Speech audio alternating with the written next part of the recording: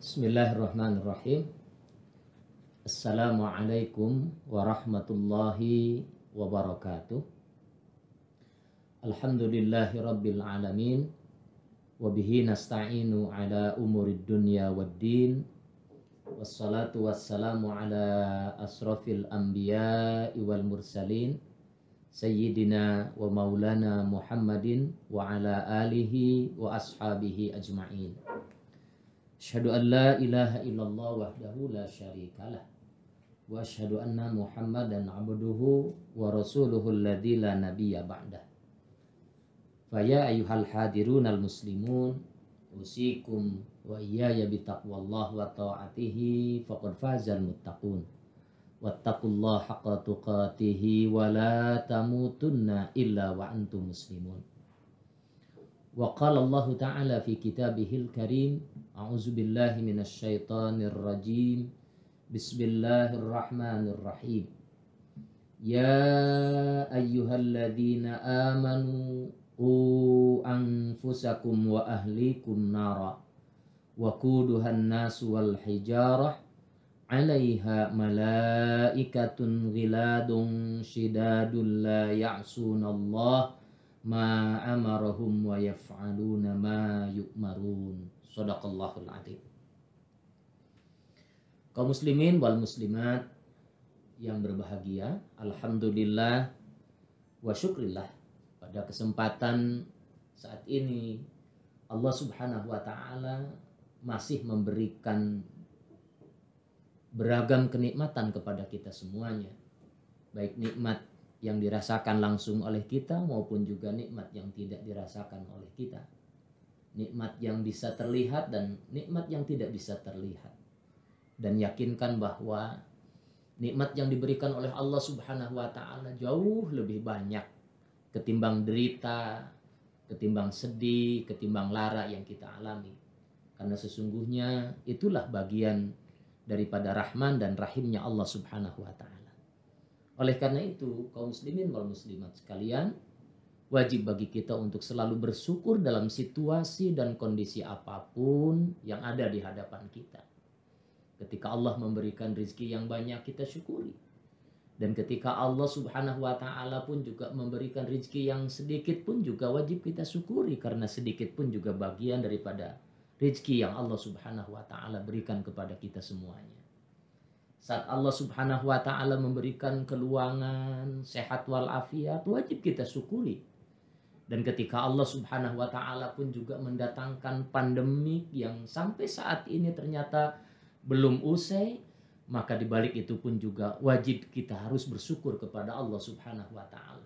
Karena sesungguhnya dibalik apa yang ditentukan oleh Allah Subhanahu wa taala kepada kita, Allah telah menyimpan hikmah yang begitu besar buat kita semuanya. Oleh karena itu, kaum muslimin wal muslimat sekalian, dalam situasi dan kondisi apapun bagi seorang mukmin tetap wajib bersyukur atas anugerah yang diberikan oleh Allah Subhanahu wa taala. Tidak lupa salawat beserta salam semoga Allah curahkan kepada suri tauladan kita, Nabi besar Muhammad sallallahu alaihi wasallam. Semoga salawat dan salam ini pun juga dicurahkan kepada ahlul baitnya, keluarganya, para sahabatnya, tabi'in, tabi'ut tabi'in, hingga kepada kita semuanya selaku umatnya yang selalu istiqomah dalam menjalankan ajaran-ajaran Allah dan Rasulnya hingga yaumil kiamat. Kaum muslimin wal muslimat yang dirahmati oleh Allah Subhanahu wa taala, semoga Allah selalu menjaga kita semuanya. Dalam mukadimah tadi saya telah membacakan salah satu ayat Al-Quran yang tertera di dalam surat At-Tahrim ayat yang ke-6, di mana Allah Subhanahu wa taala berfirman kepada kita semuanya, a'udzubillahi minasyaitonir rajim, bismillahirrahmanirrahim. Ya ayyuhalladzina amanu, wahai orang-orang yang beriman, ku anfusakum wa ahlikum nara, jagalah diri-diri kalian dan keluarga kalian dari api neraka. Waquduhan nasu wal hijarah, di mana api neraka itu kayu bakarnya dari manusia dan batu. 'Alaiha malaikatun giladun shidadun la ya'sunallah, di mana para malaikat Allah Subhanahu wa taala begitu ghiladun syidadun la ya'sunallah. Begitu luar biasa dahsyatnya ketika mereka akan menyiksa orang-orang manusia-manusia yang durhaka kepada Allah di neraka jahanam.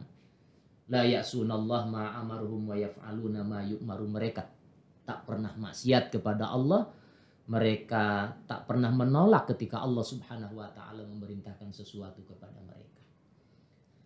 Kaum muslimin wal muslimat rahimakumullah, surat At-Tahrim ayat yang ke-6 ini paling tidak Allah Subhanahu wa taala memberikan arahan kepada kita semuanya terkait dengan bahwa kewajiban orang tua yang paling utama terhadap anak dan keluarganya adalah membuat mereka menjadi saleh. Sehingga Allah Subhanahu wa taala mengungkapkan dengan kalimat ku anfusakum wa ahlikum nar. Kewajiban orang tua yang paling utama terhadap keluarganya. Termasuk di dalamnya adalah kewajiban yang paling utama orang tua terhadap anak-anak yang dilahirkan dari rahim-rahim istrinya adalah bagaimana mereka berkewajiban untuk membuat anak-anak keturunannya itu menjadi anak yang soleh dan soleha.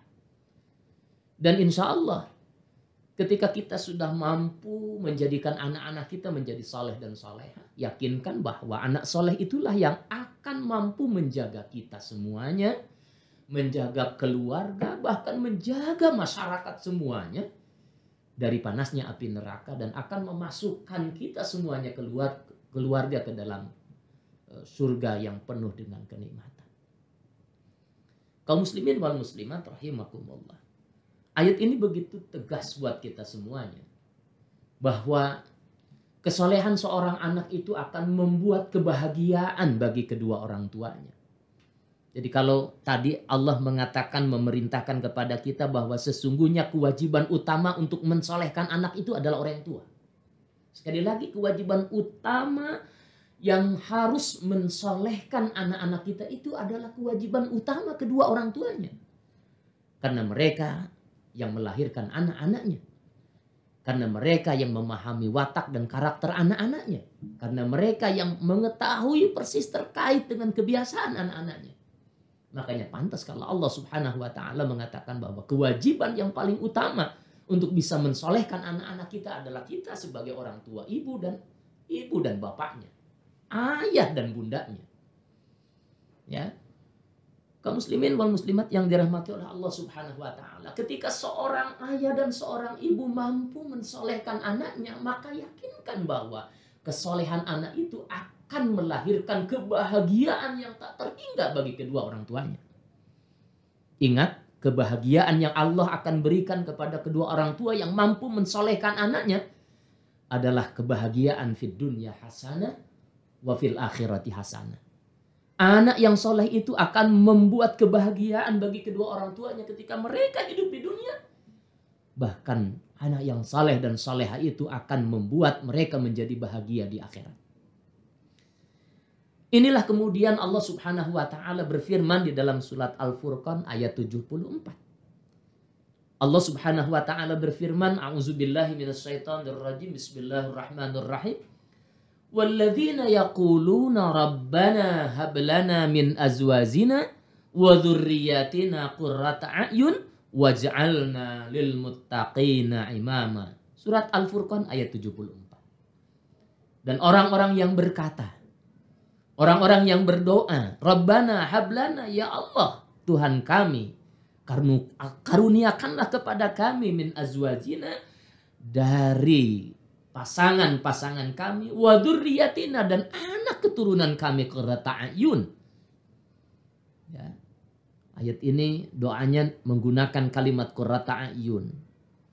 Ya.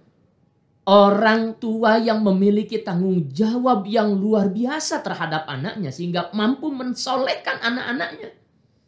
Maka kelak Allah akan menghadirkan kepada mereka di dunia ini anak-anak yang saleh, yang qurrata a'yun. Di dalam tafsir Sofwatut Tafasir ini diungkapkan makna qurrata a'yun itu adalah ya, terbebasnya orang tua dari masalah. Ya, anak yang qurrata ayunin itu, anak soleh yang qurrata ayunin itu adalah anak soleh yang mampu menghindarkan kedua orang tuanya dari masakoh dunia, dari beban-beban dunia, ya, dari beban-beban kehidupan dunia. Sehingga dengan kesolehan anak itu, kaum muslimin wal muslimat rahimakumullah, ya, saat orang tua melihat anaknya, muncul perasaan yang begitu bergembira di dalam hati. Ya, saat melihat anaknya, anak yang soleh itu akan muncul kegembiraan, kebahagiaan yang tidak teranya. Lihat anaknya ketika orang tua ketemu dengan anaknya lagi membaca Al-Quran. Ketika ketemu kemudian mencium tangannya, lalu kemudian mendoakan kedua orang tuanya. Setelah itu kemudian mereka menyempatkan untuk bisa memberikan yang terbaik kepada orang tuanya. Bila perlu ada minuman diberikan kepada orang tuanya karena dalam kondisi haus. Setelah itu kemudian orang tua melihat anaknya dalam keadaan sujud, beribadah, berdoa kepada Allah Subhanahu wa Ta'ala. Siapa orang tuanya yang tidak akan muncul kebahagiaan saat melihat anak-anaknya begitu saleh yang qurrata ayun. Anak yang qurrata ayunin adalah anak yang mampu meringankan beban-beban orang tuanya. Walaupun bukan beban materi. Tetapi minimal ketika orang tuanya dihadapkan dengan begitu banyak masalah, himpitan-himpitan dunia dalam hatinya, anak yang saleh yang qurrata ayunin akan memberikan secercah kebahagiaan bagi mereka. Dan inilah yang diungkapkan di dalam tafsir, yang dimaksud dengan qurrata ayunin adalah anak yang saleh bukan hanya sekedar di akhirat yang akan bisa memberikan kebahagiaan kepada hatinya, tetapi juga di dunia pun juga mereka akan bisa memberikan kebahagiaan yang tidak ternilai. Makanya doanya kaum muslimin wal muslimat sekalian, hablana min azwajina wa dzurriyyatina. Hal yang menarik dalam tafsir Sofwatut Tafasir ini, sebelum kita berdoa kepada Allah agar dikaruniai anak yang soleh yang qurrata ayun, maka yang paling pertama kita minta kepada Allah itu kesolehan itu muncul dari pasangan. Azwajina. Karena yakinkan bahwa dzurriyyah kita, anak keturunan kita, insya Allah menjadi qurrata ayun kalau seandainya kedua ibu bapaknya pun juga memiliki semangat untuk menjadi qurrata ayun. Yakinkan bahwa anak kita ini akan menjadi soleh, mendatangkan kebahagiaan yang beragam bagi orang tuanya. Kalau seandainya ibu dan bapaknya pun juga memiliki semangat untuk menjadi seorang ayah yang soleh dan seorang ibu yang soleh. Maka insya Allah ketika tekad ini muncul di antara ibu dan bapak, seorang suami dan seorang istri, kesolehan itu muncul. Maka yakinkan bahwa akan terlahir, kelak akan terlahir anak-anak yang soleh seperti kesolehan kedua ibu bapak. Makanya doa ini dimulai dengan hablana min azwajina. Lalu kemudian wa dzurriyyatina qurrata ayun. Kaum muslimin wal muslimat yang berbahagia. Ini yang pertama yang disampaikan oleh Allah Subhanahu wa Ta'ala tentang kebahagiaan bagi kedua orang tua di dunia ini ketika mereka memiliki anak yang soleh, tidak menjadi beban pikiran bagi orang tuanya. Hatinya akan selalu lapang dada. Hatinya akan selalu merasa nikmat, sejuk ketika melihat anak-anak kita menjadi soleh. Berbeda tentunya ketika kita memiliki anak yang tidak soleh. Anak yang sombong. Anak yang tidak memiliki adab dan sopan santun. Anak yang jauh dari ibadah. Anak yang tidak memiliki akhlakul karimah. Saya yakin ketika kita memiliki anak yang begitu, maka akan menjadi beban bagi diri kita. Bukan hanya sekedar beban nanti di akhirat, tetapi juga menjadi beban bagi di dunia. Anak seperti ini ketika ditinggalkan oleh orang tuanya, ada perasaan kekhawatiran. Ketika jauh dari orang tuanya, ada perasaan kekhawatiran. Khawatir anaknya melakukan perbuatan itu, khawatir anaknya melakukan perbuatan ini dan lain sebagainya. Sehingga bekerja pun juga merasa tidak nyaman. Pikiran ketika menunaikan tugas-tugas kerja pun juga pikiran yang berat luar biasa. Karena kita tidak memiliki anak yang soleh. Tetapi ketika kita memiliki anak yang soleh, Yakinkan bahwa pikiran kita pun juga akan tenang. Hati kita pun juga akan merasa nyaman. Istri kita pun juga mendidik mereka di rumahnya begitu luar biasa. Karena kita memiliki anak-anak yang saleh. Kaum muslimin wal muslimat yang dirahmati oleh Allah Subhanahu wa taala. Yang kedua, anak yang soleh bukan hanya sekedar memberikan kebahagiaan bagi kedua orang tuanya di dunia. Tetapi juga anak yang soleh akan memberikan kebahagiaan bagi dirinya di akhirat. Ada sebuah kisah yang menarik yang dalam sebuah hadis yang diriwayatkan oleh Imam Muslim yang diterima oleh sahabat Abu Hurairah radhiyallahu an. Suatu saat ada seorang sahabat Rasulullah sallallahu alaihi wasallam yang ditinggal wafat oleh kedua orang tuanya. Lalu kemudian sahabat ini datang kepada Rasulullah sallallahu alaihi wasallam dan menanyakan kepada Rasul, "Wahai Rasul, aku telah ditinggal wafat oleh kedua orang tuaku. Aku diwariskan oleh kedua orang tuaku harta kekayaan. Orang tuaku pergi meninggalkan aku tetapi mewariskan harta kekayaan. Tetapi orang tuaku tidak mewariskan nasihat kepadaku. Harta kekayaannya diberikan, ada yang tertinggal, yang bisa terwariskan kepada anaknya harta kekayaan itu. Tetapi kata sahabat ini, dia tidak mewariskan nasihat kepadaku. Wahai Rasulullah sallallahu alaihi wasallam, kata sahabat ini, andaikan aku akan memberikan sedekah dengan niat atas nama kedua orang tuaku, apakah pahala itu akan sampai kepada kedua orang tuaku? Maka Rasulullah sallallahu alaihi wasallam menjawab, na'am. Bahwa sedekah yang engkau berikan untuk fakir miskin atau untuk orang-orang yang membutuhkan dengan niat agar pahalanya itu bisa sampai kepada kedua orang tuamu, maka yakinkan pahala itu akan sampai kepada kedua orang tua. Kaum muslimin wal muslimat yang berbahagia yang dirahmati oleh Allah Subhanahu wa taala. Kita melihat dari kisah ini adalah terkait dengan seorang anak yang ternyata dia tidak mendapatkan nasihat dari kedua orang tuanya. Dia tidak mendapatkan nasihat dari kedua orang tuanya.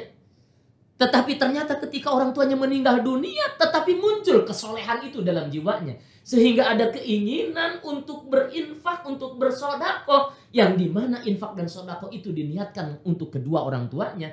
Maka yakinkan itu pun juga bagian daripada kesolehan. Berarti kalau yang pertama tadi yang disampaikan adalah kesolehan yang dibingkai oleh kedua orang tuanya. Ya, solehnya itu dibingkai dengan pendidikan, dengan adab dari kedua orang tuanya. Nah, yang kedua itu adalah bahwa kesolehan seorang anak dibingkai bukan karena kedua orang tuanya, tetapi dia menjadi soleh. Bisa jadi sahabat ini solehnya karena apa? Bimbingan dari Rasulullah Sallallahu Alaihi Wasallam, arahan dari Rasul, nasihat-nasihat dari para sahabat-sahabat yang soleh, lalu kemudian dia menjadi soleh. Dari kesolehannya itu kemudian ada keinginan harta yang diwariskan kepada dirinya untuk bersedekah, untuk disedekahkan bagi orang lain dengan tujuan memberikan manfaat pahala kepada kedua orang tuanya. Ibu bapak yang dirahmati oleh Allah Subhanahu wa taala, ini pun juga bagian daripada kesolehan. Bisa dibayangkan andaikan harta kekayaan yang kita tinggalkan bagi anak-anak kita yang tidak soleh, saya yakin mana mungkin mereka akan memberikan kebaikan kepada kedua orang tuanya. Bisa jadi harta kekayaan yang ditinggalkan yang tidak membuat anak kita menjadi soleh, justru tidak memberikan kebaikan kepada orang tuanya. Malah bisa jadi memberikan malapetaka dan bencana bagi kedua orang tuanya, baik di alam kubur maupun juga kelak di akhirat. Oleh karena itu, kaum muslimin wal muslimat yang dirahmati Allah Subhanahu wa taala, Imam Asy-Syaukani dalam sebuah fatwanya mengatakan bahwa amal soleh apapun yang dilakukan oleh anak soleh dengan niat untuk orang tuanya, maka itu akan menjadi pahala kebaikan bagi kedua orang tuanya. Sekali lagi, amal soleh apapun yang dilakukan oleh seorang anak dengan tujuan untuk kebaikan kepada orang tuanya, maka amal soleh itu akan sampai kepada kedua orang tuanya. Masya Allah. Walaupun orang tua sudah meninggal dunia. Makanya dalam hadis yang lain Rasulullah Shallallahu Alaihi Wasallam, hadis ini hadis masyhur yang sudah dijelaskan oleh banyak para kiai, para ulama. yang dimana Rasulullah Shallallahu Alaihi Wasallam mengatakan apabila anak cucu Adam meninggal dunia maka terputuslah seluruh amalnya kecuali 3 perkara. Di antara 3 perkara ini kaum muslimin wal muslimat yang berbahagia, salah satu di antaranya adalah anak yang soleh yang selalu mendoakan kepada kedua orang tuanya, baik itu orang tuanya masih ada maupun juga orang tuanya ketika sudah meninggal dunia. Maknanya apa? Kaum muslimin wal muslimat yang dirahmati oleh Allah Subhanahu wa taala. Yang kedua, bahwa anak yang soleh pun juga akan memberikan kebahagiaan kepada orang tuanya di akhirat nanti. Kalau tadi saya sampaikan bahwa kebahagiaan itu akan dirasakan di muka bumi ini saat orang tuanya masih hidup, ingatlah bahwa ketika orang tuanya sudah meninggal dunia pun orang soleh akan terus mengalirkan kebaikan-kebaikan. Bahkan anak soleh akan meringankan beban-beban, akan menghapuskan dosa-dosa kedua orang tuanya yang ketika dia di muka bumi ini pernah melakukan dosa dan kemaksiatan. Masya Allah, ibu dan bapak yang dirahmati Allah Subhanahu wa taala. Betapa berbahagianya ketika kita memiliki anak-anak yang saleh. Jika yang pertama kesolehan itu dibingkai oleh kedua orang tuanya, maka yang kedua kesolehan itu dibingkai oleh orang lain. Bisa jadi oleh lembaga, ya. Bisa jadi mungkin ibu dan bapak hadirin semuanya dengan keterbatasan waktu, dengan keterbatasan kesempatan, mungkin saja tidak sempat untuk mendidik langsung anak-anak kita. Lalu kemudian kita titipkan anak kita itu kepada lembaga-lembaga pendidikan. Kita titipkan anak-anak itu kepada pondok pesantren. Lalu dengan didikan dari pondok pesantren itu lalu kemudian membuat anak kita menjadi saleh. Maka insya Allah kesalehan yang dimiliki oleh anak-anak kita, yang dididik dari guru-gurunya, oleh guru-gurunya, oleh kiainya, oleh ustadz dan ustadzahnya, lalu kemudian mereka menjadi saleh. Dan dari kesolehan itu ternyata insya Allah akan melahirkan kebaikan-kebaikan yang sangat luar biasa banyak kepada kedua orang tuanya. Kaum muslimin wal muslimat yang dirahmati oleh Allah Subhanahu wa taala. Inilah sekelumit buat kita semuanya menjadi renungan bagaimana bahagianya kita memiliki anak yang saleh dan betapa berat beban luar biasa ketika kita memiliki anak-anak yang beragajul, anak-anak yang susah diurus, anak-anak yang selalu berbuat aniaya. Ternyata beban kita begitu berat. Dan insya Allah kaum muslimin wal muslimat yang dirahmati Allah Subhanahu wa taala, kesolehan-kesolehan anak kita ini akan membuahkan kebaikan-kebaikan yang banyak.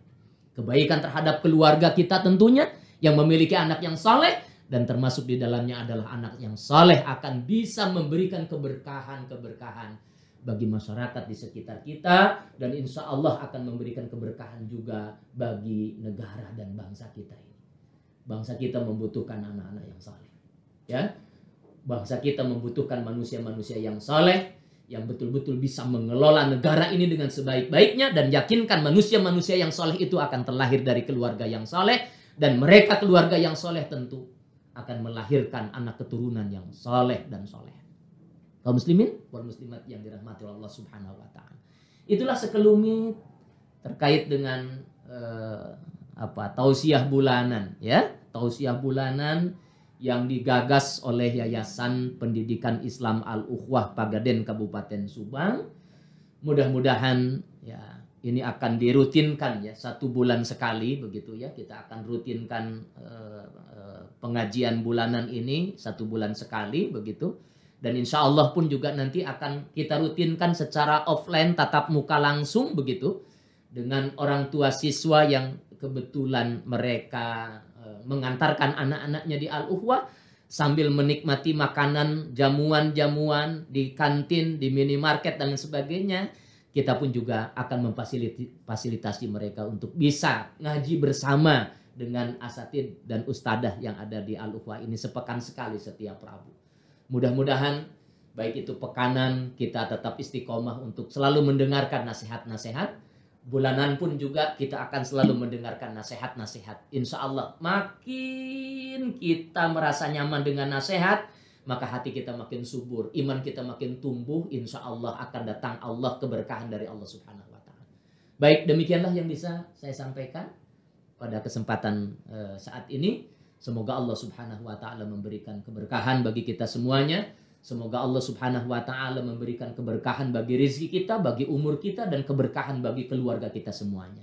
Dan kita juga berdoa mudah-mudahan Allah Subhanahu wa taala dapat melindungi anak-anak kita sehingga mereka menjadi anak-anak yang soleh dan soleha, yang qurrata ayun, yang akan bisa memberikan manfaat bagi keluarganya, bagi masyarakat di sekitarnya, bagi bangsa dan negara. Mohon maaf atas segala kekurangan. Kalau ada kata-kata yang kurang berkenan, itu datangnya dari saya secara pribadi.